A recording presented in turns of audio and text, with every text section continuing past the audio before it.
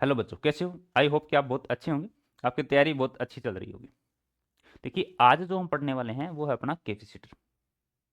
और कैपेसिटर में हम फालतू की चीज़ें ना पढ़ते हुए, या फिर मैं फालतू की चीज़ें तो नहीं बोलूँगा क्योंकि फालतू की चीज़ें कुछ होती नहीं है। हाँ, लेकिन मैं कहूँ कि विस्तार से ना पढ़ते हुए हम शॉर्ट में ही एक वे जनरेट कर रहे हैं जिस वे से हम अपने मंजिल तक पहुँच सके। ठीक है, तो हम जितना हो सके उतना शॉर्ट में सटीक और एक वे अपना ऐसा तैयार हो जाए जिससे हम अपनी मंजिल तक पहुंच सके। इसके लिए हम क्या कर रहे हैं, कुछ बातें जो हमें कैपेसिटेंस की जो क्वेश्चन है उसको सोल्व करने के लिए जाननी चाहिए, उसके बारे में बात करते हैं। देखो, कैपेसिटेंस के क्वेश्चन सोल्व करने के लिए आज के जो लेक्चर में हम जानने वाले हैं वो है अपना, एक तो हम बात करेंगे कि ये जो कैपेसिटर है, कैपेसिटर का तो आपको पता है कि एक बैटरी की तरह की अपने पास इंस्ट्रूमेंट है जो सर्किट को करंट देता है। बस इसकी वर्किंग थोड़ी अलग होती है। जैसे बैटरी है वो लंबे टाइम तक करंट को बनाए रखती है, जबकि कैपेसिटर क्या करता है, कुछ टाइम के लिए करंट को बनाता है, या फिर मैं कहूँ कि कुछ टाइम के लिए एक साथ बहुत सारा करंट वो क्या करता है, दे देता है सर्किट को। ठीक है, अब एक आता है कैपेसिटेंस। आप ऐसे समझो कि मान लीजिए एक स्पेयर ये है, ये कोई स्पेयर है। ठीक है, इसको हमने एक चार्ज दिया। क्यों? जैसे जैसे हम चार्ज की वैल्यू बढ़ाते जाएंगे वैसे वैसे इसकी पोटेंशियल बढ़ेगी। पोटेंशियल वाले चैप्टर में हमने पढ़ा कि अगर हम किसी भी ऑब्जेक्ट को चार्ज देते जाएं पोटेंशियल बढ़ेगी। वह चार्ज क्या है? अब मान लीजिए मैं कहूँ कि ये चार्ज हम दे रहे हैं, उसके कारण इसकी पोटेंशियल बढ़ रही है, मतलब ये क्या हो गया, Q प्रोपोर्शनल टू V। अगर इसको थोड़ा सा और अच्छे से लिखें तो Q equal to C V, और C की वैल्यू क्या आ जाएगी अपने पास, Q बाई वी। अगर आपको पोटेंशियल निकालनी आती है तो हम ही इस फॉर्मूले में रख के कैपेसिटेंस आसानी से निकाल सकते हैं। पोटेंशियल निकालनी हमने अच्छे से सीख रखी है, तो यहाँ पे हम वैल्यू रखेंगे, यानी पोटेंशियल की वैल्यू रखेंगे और आराम से हम कैपेसिटेंस निकालेंगे। ये तो बात हुई कैपेसिटेंस की। ठीक है, इसका यूनिट जो होता है वो फेराडे होता है। फेराडे बहुत बड़ी यूनिट है, इसलिए हम micro farad, nano farad, pico farad ये वाले काम में लेते हैं। ठीक है, तो इसको बताने की आपको जरूरत ही नहीं है। अब आगे देखो, अगर हम कैपेसिटेंस की बात करें तो एक स्पेयर की कैपेसिटेंस क्या होगी, स्पेयर की कैपेसिटेंस क्या होगी?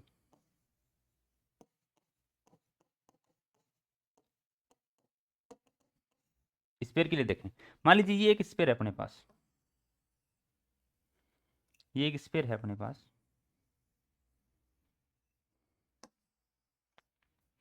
ठीक है, और इसकी रेडियस जो है वो है मान लीजिए आर, कैपिटल आर। इसकी कैपेसिटेंस कितनी आएगी?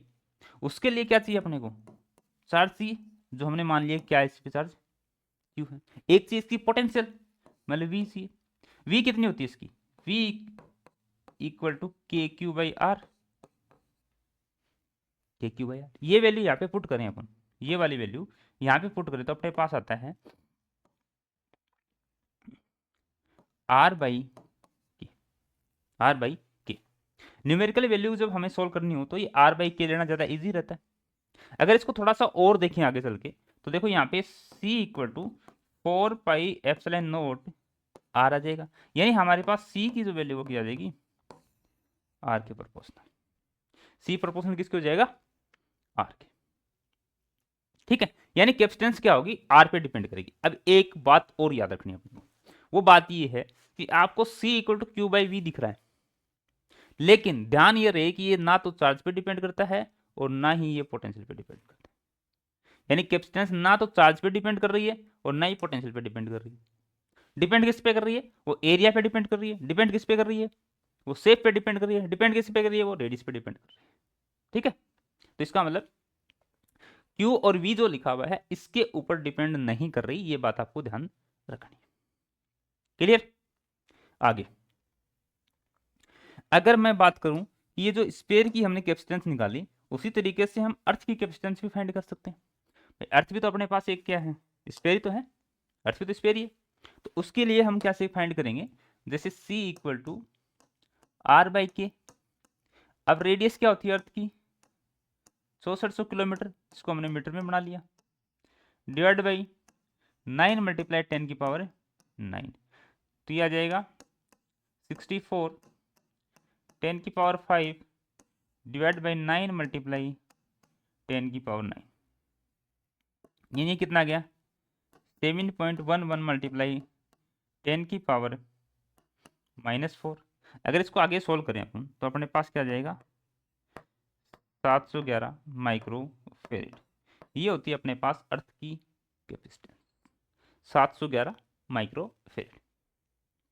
याद रखनी न्यूमेरिकल वैल्यू के लिए जरूरत पड़े तो। अब अपने पास होता है पैरेलल प्लेट कैपेसिटर।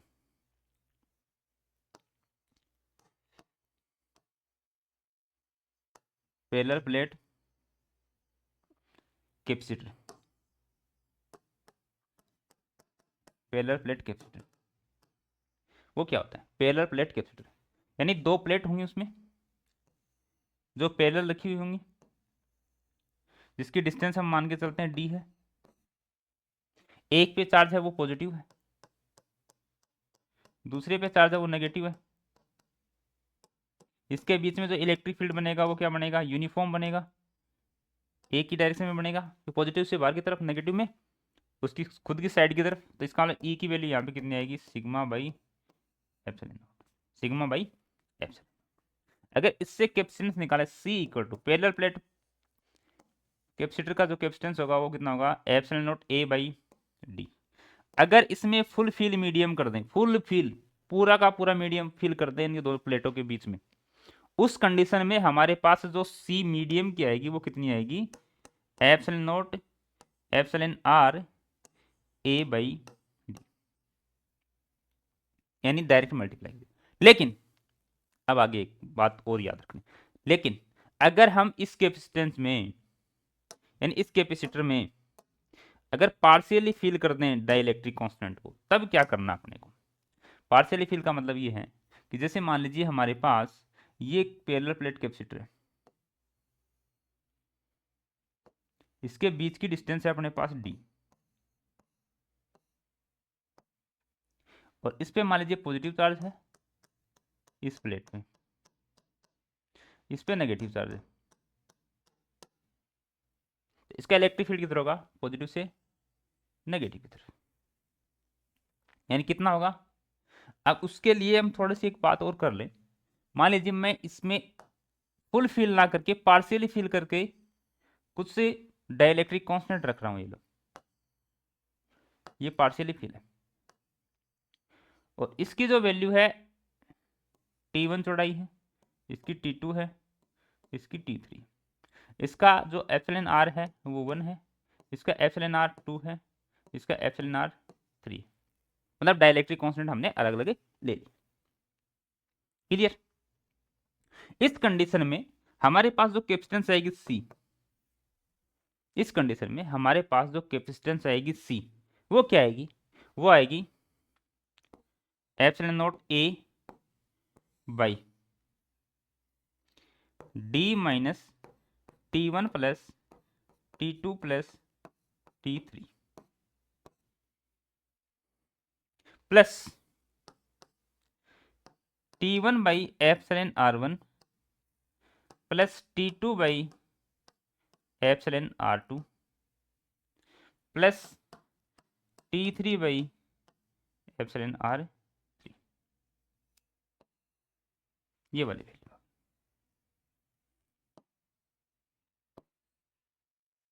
अगर ये n हो तो भी कर सकते हैं ऐसे, T1 T2 T3 T4 T5 T n तक चले जाएंगे अपन इसी प्रकार से, यानी ये भी अपने को एक ध्यान रखना है,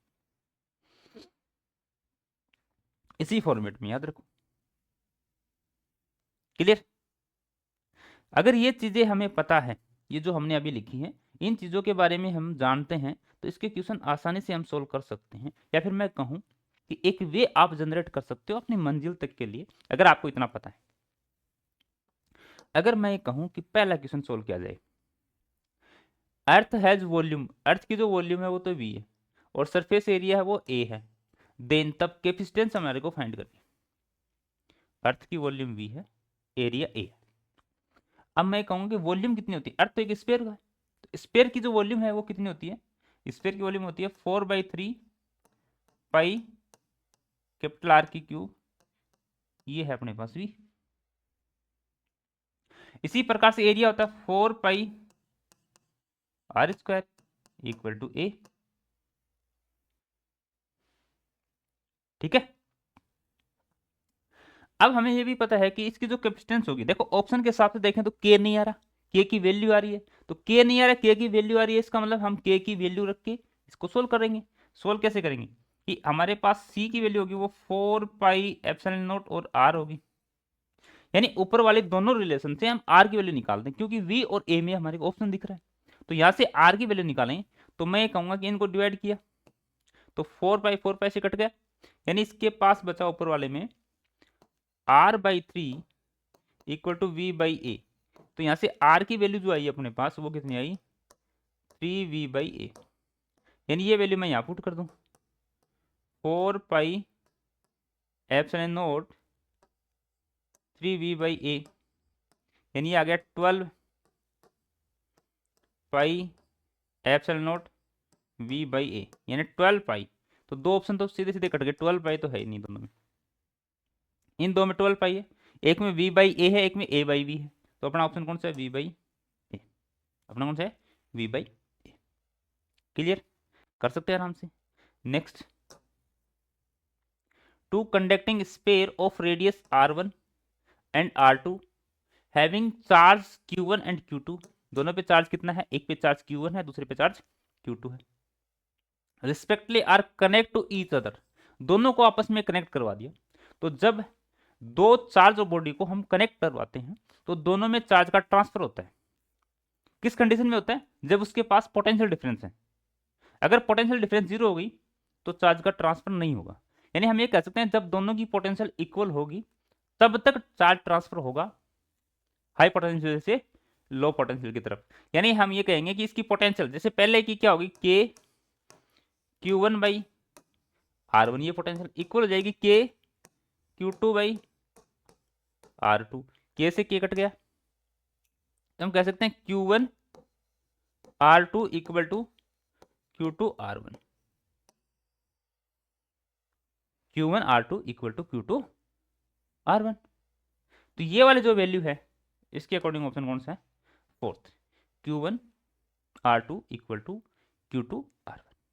क्लियर, कब तक ट्रांसफर होता रहेगा चार्ज, जब पोटेंशियल डिफरेंस जीरो हो जाएगी, इन दोनों के बीच में पोटेंशियल डिफरेंस नहीं रहेगी, फिर मैं कहूँ कि पोटेंशियल बराबर हो जाएगी। ठीक है, next, a parallel plate capacitor of capacitance 90 picocoulomb, यानी सी की वैल्यू अपने को गिवन है, connect to a battery, battery से कनेक्ट कर रखा है और बैटरी की वैल्यू जो ईएमएफ है वो कितना है 20 volt. If A dielectric constant के, यानी इसमें जो डाइलेक्ट्रिक कांस्टेंट है वो कितना है 5/3, insert between the plate, plate के बीच में इसको रख दिया गया, तो ये पूछ रहा है magnitude of the induced charge will be, तो चार्ज की वैल्यू क्या होगी, देखो चार्ज होता है Q इक्वल टू सी और V, पोटेंशियल अभी भी बैटरी को हटाया नहीं है, उस कंडीशन में Q equal to C epsilon R और V, यहाँ से C की वैल्यू कितनी है 90 पिको मतलब 10⁻⁻12 मल्टीप्लाई, एप्सिलॉन R की वैल्यू कितनी है 5/3 मल्टीप्लाई, V की वैल्यू कितनी है 20, देखो 3 से इसको काटो 30 और ये हो जाएगा 1020, ऑप्शन में 9 आ रहा है तो हम ये कहेंगे 3 मल्टीप्लाई 5 मल्टीप्लाई 2 मल्टीप्लाई 10⁻⁻10, ठीक है ना, 5 2 कट गया तो हाँ 10। अब इसको मल्टीप्लाई करें 30 मल्टीप्लाई 10⁻⁻10, 30 मल्टीप्लाई 10⁻⁻10, क्लियर, इसके बाद में ये आ जाएगा 3 मल्टीप्लाई 10⁻⁻9, यानी 10⁻3.3 कैसे आ रहा है इसका 0.3 ऑप्शन में क्यों आ रहा है, EMF 20 वोल्ट है, वैल्यू सही रखिए ना, C की वैल्यू 90 पिको मतलब 10⁻⁻12 मल्टीप्लाई 5/3 मल्टीप्लाई वोल्टेज 20, इसको काटेंगे 3 से 30 बार, एक इसका 0 एक इसका 0, 2 0 से इसका 2 कम कर दिया, ये 10 एक कम और हो जाएगा 3, मतलब राइट आ रहा है अपना तो आंसर। इसका मतलब ये पॉइंट में क्या है, मिस्टेक, वैल्यू तो क्या है, ठीक है अपनी, ठीक है। तो यानी ये पॉइंट नहीं है इसका, 0.3 नैनो, हाँ 3 नैनो कूलम, 10⁻⁻9 नैनो, ठीक है, ये वाली इसकी value. Next, if the circumference of a sphere is 2 metre, sphere की सर्कमफेरेंस 2 मीटर है, तो हमारे को फाइंड करना है capacitance of sphere in water. तो वाटर में एप्सिलॉन आर जो होता है वो 80 होता है, ये अपने को ध्यान रखना है। बाकी वैल्यू तो हम निकाल देंगे आराम से। देखो सर्कमफेरेंस दे रखी है, मतलब 2 पाई आर की वैल्यू दे रखी है अपने को 2, यानी पाई आर की वैल्यू आ जाएगी 1, तो आर की वैल्यू आ जाएगी 1/पाई, ये तो आ गया आर की वैल्यू। अगर हम इसमें वैल्यू रखें C = 4 pi epsilon nought R, इसकी वैल्यू रखें तो देखो 4 × पाई 3.14 मल्टीप्लाई एप्सिलॉन नॉट 8.85 10⁻⁻12 और मल्टीप्लाई रेडियस जो अभी हमने निकाली 1/पाई और मल्टीप्लाई 80, क्योंकि इसमें एप्सिलॉन आर भी किसको इफेक्ट करेगा, वैल्यू को। अब इसको काट पीट के अगर हम सोल्व करें तो ये आता है approx 2800 pico farad, 2800 pico farad. Clear. Next, हाँ ये देखो, eight drop of mercury of equal radius, 8 बूंद है मरकरी की जिसकी रेडियस इक्वल है, equal charge combine in a form of big drop, उनके ऊपर इक्वल चार्ज है, उसको मिलाकर के एक बड़ी ड्रॉप बना दी। इसका मतलब वॉल्यूम दोनों का क्या रहेगा, सेम। छोटे छोटे बूंदें कितनी थी, 8 थी, तो 8 का जो वॉल्यूम था 4/3 पाई आर की क्यूब, छोटे छोटे वाले का, और वही कितना आएगा 4/3 पाई कैपिटल आर की क्यूब। इसमें जो कटने वाले वैल्यू काट दो, ये कितना आ जाएगा 2r = r, मतलब रेडियस की वैल्यू जो है उसका रिलेशन आ गया। अपने को पता है कि जो c जो है वो डिपेंड करती है r पे, जब c डिपेंड r पे करती है इसका मतलब c/c dash equal to small r/2r, small r/2r। c dash की वैल्यू अगर हम निकालना चाहें तो कितना आएगा 2c, कितना आएगा 2c, 2c मतलब 2 टाइम, पहले वाले का कितना हो जाएगा 2 टाइम, पहले वाले का कितना हो जाएगा 2 time. If A charge on A capacitor is increase by 2, capacitor पे चार्ज जो है वो हम 2 कूलम बढ़ा दें, उस कंडीशन में इसकी जो एनर्जी स्टोर है वो कितनी हो जाएगी 21% इंक्रीज हो जाएगी। तो हमारे को ये बताना कि ओरिजिनल चार्ज जो है वो कितना है कैपेसिटर पे, ओरिजिनल चार्ज जो है वो कितना है कैपेसिटर पे। तो हम ये कह सकते हैं जो एनर्जी होती है यू वो होती है 1/2 CV², तो हमारे को चाहिए नहीं क्योंकि चार्ज चाहिए, तो ये हो जाएगा U = 1/2 Q²/C, यानी Q²/2C। ये तो है पहले की एनर्जी। अब नई एनर्जी क्या होगी, U डैश = पहले वाले का इस एनर्जी का 21% इंक्रीज, मतलब क्या हो गया 100% इंक्रीज, सॉरी 21%। खुद कोई भी क्वांटिटी कितनी होती है 100% होती है, उसमें इंक्रीमेंट कर दिया 21 का, तो कितनी होगी 21%, जो हमने लिख लिया। यानी इसका 21% मल्टीप्लाई Q²/2C इक्वल टू, तो नई जो अपने पास आएगी वो आएगी 1/2 क्यू कितना बढ़ा दिया 2 कूलम अपॉन में C, यानी नई वाली कंडीशन में हमने चार्ज को 2 कूलम बढ़ाया, मतलब Q+2 कर दिया, दुगुना नहीं किया 2 बढ़ाया। इसमें जो वैल्यू है कटने वाली वो काट दो, दोनों तरफ स्क्वायर रूट करें तो अपने पास आएगा 11/10 11/10 Q =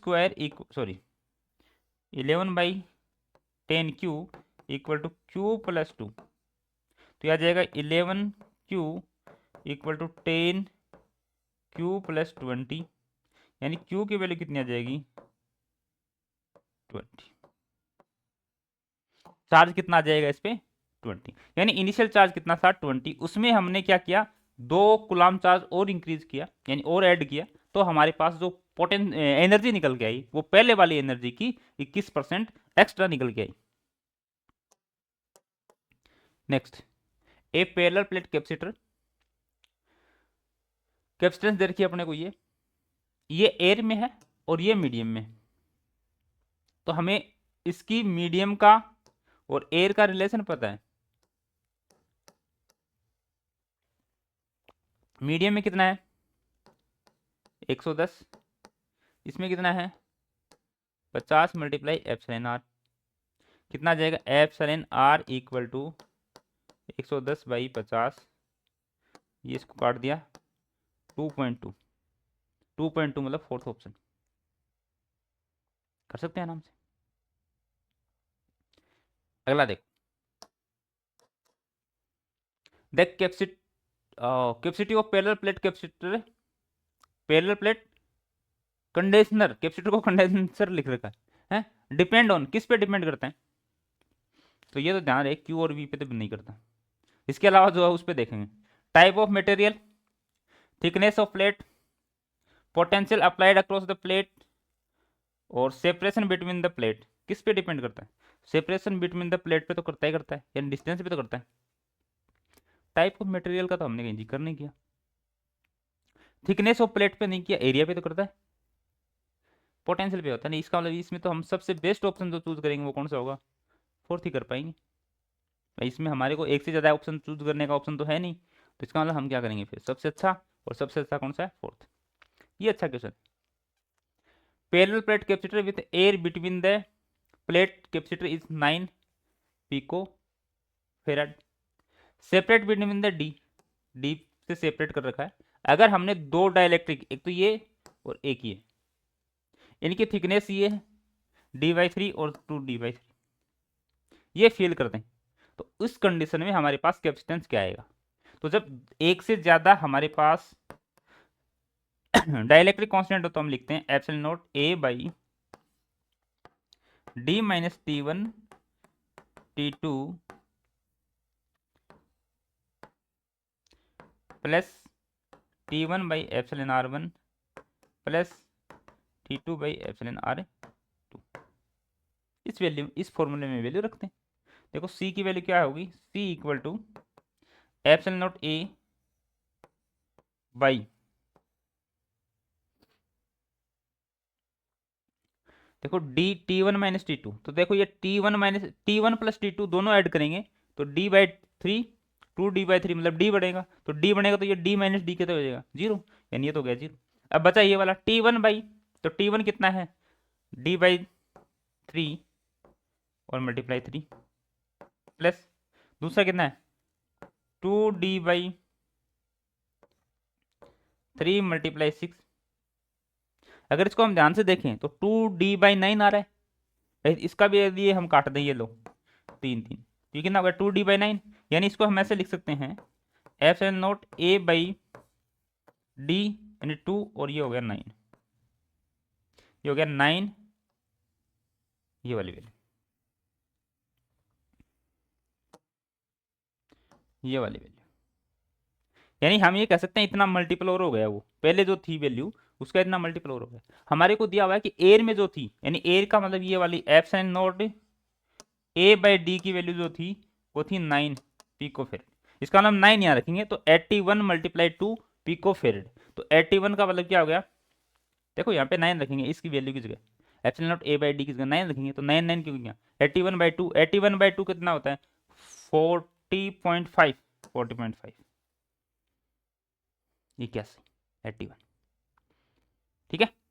next, a parallel plate air capacitor has capacity C, distance of separation between plate is d and potential difference V applied between the plate, force attraction between the plates। Force पूछा, अगर हम energy से force निकालें तो कोई दिक्कत नहीं, energy कितनी होती है यानी 1/2 स्टोर एनर्जी, और ऑप्शन में C है तो CV², और एनर्जी को हम लिख सकते हैं force into displacement, work done की फॉर्म में। तो यहाँ से एफ की वैल्यू जो आ जाएगी वो आ जाएगी 1/2 डी सी वी स्क्वायर, यानी C V square by 2 D, C V square by 2 D यानी first C V square by 2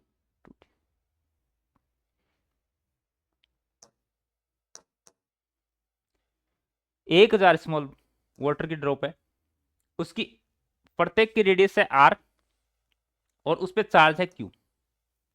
अब उनको मिला करके एक स्पेयर बनाया गया है, यानी एक स्पेयर की ड्रॉप बनाई गई सबको मिला करके 1000 को।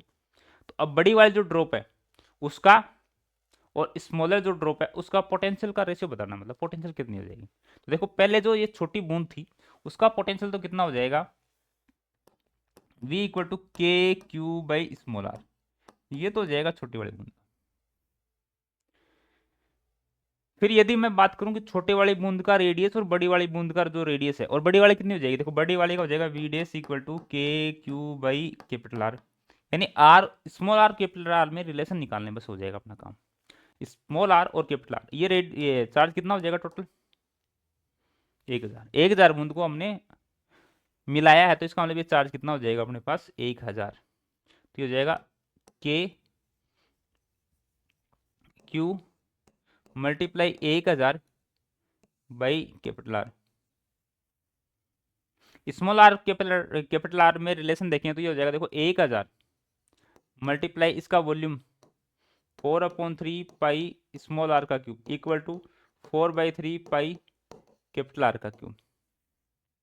इसी से मिलके तो ये कितना आ जाएगा 10 small R equal to R, ये वैल्यू यहाँ रख देंगे। तो वी डैश की वैल्यू क्या आ जाएगी K Q multiply 1000 by 10 are.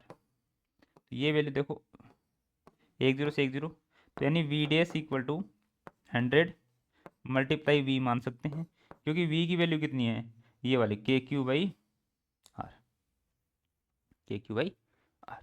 इस प्रकार से हम इसको सोल्व कर सकते हैं। ठीक है, next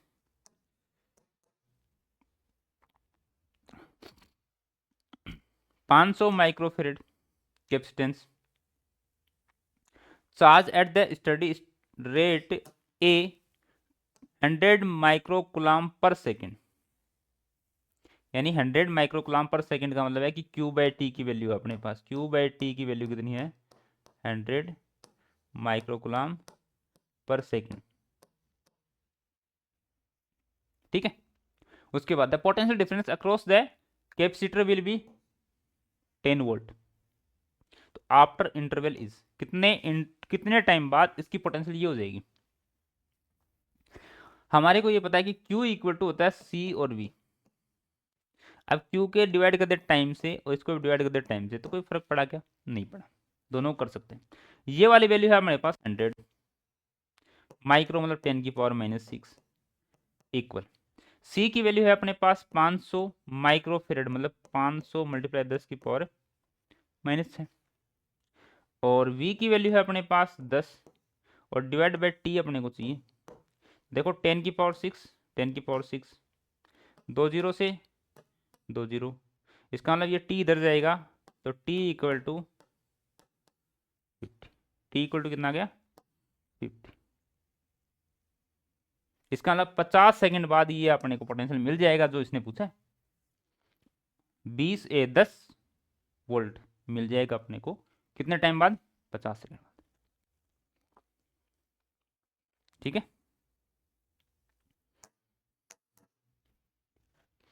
the capacity of the parallel plate capacitor air capacitor is 2। Air में तो है 2, यानी वैक्यूम में जो है वो तो है 2 microfarad capacitance. Voltage between the plate is changing, charging होना चाहिए था क्या, चेंजिंग रेट। अच्छा, ये है अपने पास पोटेंशियल बाय टाइम की वैल्यू 3 वोल्ट पर second. The displacement current in the capacitor, तो डिस्प्लेसमेंट करंट क्या होता है देखो Q इक्वल टू होता है अपने पास C और V। ठीक है, करंट के लिए क्या देंगे टाइम का डिवाइड कर देंगे दोनों तरफ, तो अपने पास आ गया I equal to C V by T अब वैल्यू है अपने पास, ये बस फॉर्मेट बनाना था अपने को। अब ये देखो, इसमें अपने पास v/t की वैल्यू है 3 और ये 2, यानी 6 मल्टीप्लाई 10⁻⁻6 माइक्रो वोल्ट 2 माइक्रोफेड, ठीक है।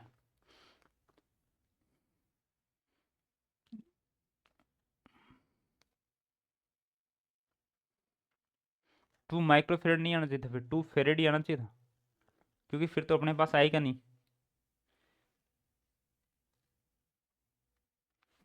अगर ये वैल्यू हम ऐसी कैसे लिखेंगे तो कितना आएगा, आई इक्वल टू सी की वैल्यू कितनी आएगी, सी की वैल्यू 2 माइक्रोफेड मतलब 10⁻⁻6 मल्टीप्लाई v/t मतलब 3, तो कितना आ गया 6 माइक्रोफेरेड। 6 माइक्रोफेरेड, तो अपन को चेंज करना पड़ेगा, या तो 6 माइक्रोफेरेड, ठीक है, या तो 6 माइक्रोफेरेड करना पड़ेगा, या फिर इसका माइक्रोफेरेड को हटाना पड़ेगा, यानी फिर माइक्रो को हटाना पड़ेगा, या तो यहाँ से माइक्रो को हटाओ, या फिर इसमें अपने पास माइक्रो ऑप्शन में लगाओ, ठीक है। ये थोड़ा सा मिस्टेक है, एरर है इस क्वेश्चन में, टाइपिंग एरर, क्वेश्चन का नहीं है, typing error. The capacitor C of a capacitor is, यानी कि जो कैपेसिटर है उसकी कैपेसिटेंस सी है वो किस पे डिपेंड करती है, तो क्यू और वी पे बिल्कुल नहीं करती, वो ध्यान रखना आप। Independent of the charge and potential, पहला ही ऑप्शन आ गया, इंडिपेंडेंट ऑफ चार्ज एंड, कौन सी, of the charge and potential, potential और चार्ज पे तो बिल्कुल डिपेंड नहीं करता, फिर भी पढ़ लेते हैं तीन क्वेश्चन, तीन जो अपने पास स्टेटमेंट है वो। Depend on the charge and independent of potential, charge पे तो डिपेंड करता ही नहीं। Independent of geometrical configuration of the conductor, हाँ ज्योमेट्री पे नहीं करता है, एरिया पे करता है। Independent of the dielectric medium between the conducting surface of the capacitor, dielectric medium पे तो करता है, यानी डाइलेक्ट्रिक मीडियम पे करता है, तो ये ऑप्शन गलत हो गया। इसमें ज्योमेट्रिक पे करता है मतलब एरिया पे करता है, ये गलत हो गया, तो अपने पास कौन सा बचा, फर्स्ट ऑप्शन इज करेक्ट, ठीक है। नेक्स्ट, सी वी और यू, सी है कैपेसिटेंस, वी है पोटेंशियल, यू है एनर्जी और क्यू है charge of parallel plate capacitor respectively, the quantities that increase when a dielectric slab is inserted between the plate without disconnecting the battery, battery को अगर disconnect नहीं करेंगे तो potential वो सेम बना के रखेगी, पहली कंडीशन। अगर बैटरी को हमने हटा ली तो पोटेंशियल पर क्या हो जाएगी, चेंज हो जाएगी, मतलब उसमें फिर पोटेंशियल का पोटेंशियल पे भी डाइलेक्ट्रिक कांस्टेंट का इफेक्ट पड़ेगा।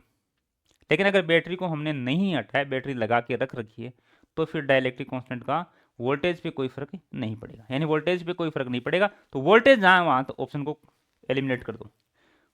ये है और ये तीन तो कट गए, ऑप्शन 5 थे लेकिन 3 कट गए, 2 बच गए।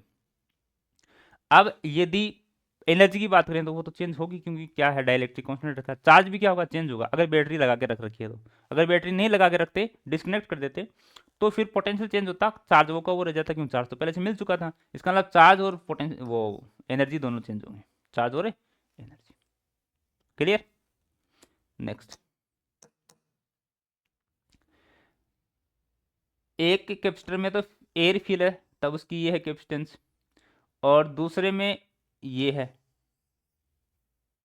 तो डाइलेक्ट्रिक कांस्टेंट बताना पड़ेगा, सिंपल। ये तो देखो सी मीडियम का सी वैक्यूम मल्टीप्लाई एप्सिलॉन आर, तो यहाँ से देखो ये है अपने पास मीडियम का 2 पिकोफेरेड छोड़ दिया, सी वैक्यूम कितना है, ओ मीडियम में है 2, वैक्यूम में 1 मल्टीप्लाई एप्सिलॉन आर, तो एप्सिलॉन आर की वैल्यू क्या आ गई अपने पास 2। हाँ लेकिन प्लेट के बीच में डिफरेंस भी दी गई, देखो plate separate between double, plate के बीच में डिफरेंस भी डबल कर दी, इसका मतलब तो हमें निकालना पड़ेगा इसको। C equal to epsilon nought A by D, इसकी वैल्यू है 1 पिकोफेरेड, ठीक। अब हमारे पास CDS की वैल्यू चाहिए, लेकिन उसमें हमने इसको ED को डबल कर दिया, यानी 2D, तब हमारे पास होगी 2, और इसके साथ एप्सिलॉन आर भी, क्योंकि ये मीडियम में रखी गई। तो देखो इसकी वैल्यू तो है अपने पास 1, यानी ये आ गया epsilon R equal to 4। Epsilon R equal to कितना आ गया 4, क्योंकि डिस्टेंस को भी क्या किया है, डबल किया, यानी सेपरेशन जो था उसको भी डबल किया है, तो उसके अकॉर्डिंग हमें ये क्या करना पड़ेगा, चेंजमेंट करना। ठीक है, next, net charge on the capacitor. Capacitor पर नेट चार्ज कितना होता है, तो एक प्लेट पे पॉजिटिव होता है, एक प्लेट पे नेगेटिव होता है, ओवरऑल क्या होता है उसका, जीरो। ओवरऑल क्या होगा उसका, zero. The potential on sorry sorry sorry, the potential, अच्छा, potential of the two plate of capacitor are 10 voltage और -10 वोल्टेज। इसका मतलब पोटेंशियल डिफरेंस कितनी होगी, पोटेंशियल डिफरेंस अपने पास होगी total 20 volt, 20 volt. The charge on the one of the plate is 40 coulomb. The capacitance of the capacitor is, capacitor का capacitance find करना है, तो Q इक्वल टू क्या होता है अपने पास, CV। जैसे C इक्वल टू क्या हो जाएगा, Q/V। तो C इक्वल टू Q की वैल्यू कितनी है, Q की वैल्यू 40 कूलम, V कितना है 20, मतलब कितना आ गया 2 फेरेड, 2 फेरेड। कर सकते हैं आराम से, चलो और करते हैं। एक स्पेरिकल ड्रॉप है जिसकी कैपेसिटेंस है 1 फेरेड, उसको तोड़ दिया हमने 8 ड्रॉप में।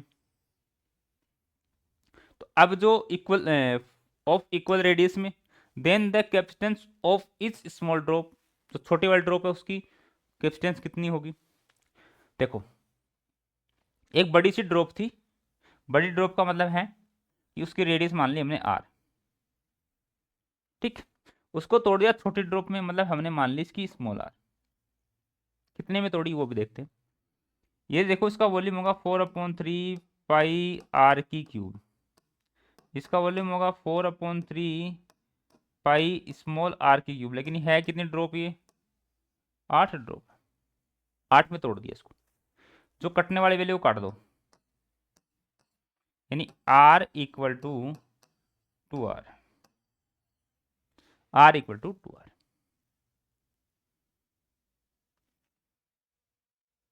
ठीक है, अब अपने को क्या चाहिए, कैपेसिटेंस चाहिए स्मॉल ड्रॉप पे। तो स्मॉल ड्रॉप पे कैपेसिटेंस कितना आएगा, जो बड़ी वाली ड्रॉप थी उस पर कितना था, मतलब C इक्वल प्रोपोर्शनल टू बड़े वाले r, और C dash proportional to small r। यानी पहले C की वैल्यू कितनी थी, देखो इसमें 1/C dash equal to r की वैल्यू, मतलब इसको लिख दूँ 2r/r, r से r कट गया, तो C डैश की वैल्यू कितनी आ गई 1/2। माइक्रो में था क्या, नहीं फेरेड में था, तो फेरेड ही आएगा, वरना इसको माइक्रो फेरेड लिखना पड़ेगा फिर यहाँ पे, माइक्रो फेरेड। ठीक है, तो ये कितना आ गया 1/2 माइक्रो फेरेड। क्लियर, कर सकते हैं। नेक्स्ट, हाँ नेक्स्ट तो हो गए। यानी हमने ये छोटा सा टॉपिक था, इसको हमने पूरा कवर किया। आई होप कि आपको समझ आया। शॉर्ट में एक वे तैयार किया जिससे हम अपनी मंजिल तक पहुंच सके, उसके लिए हमने एक टॉपिक छोटा सा लिया, उसके बाद अगला टॉपिक लेंगे, उसके बाद उससे अगला लेंगे। ठीक है, तो आई होप कि आपको समझ आया। आज के लिए इतना ही। Okay, thank you, bye.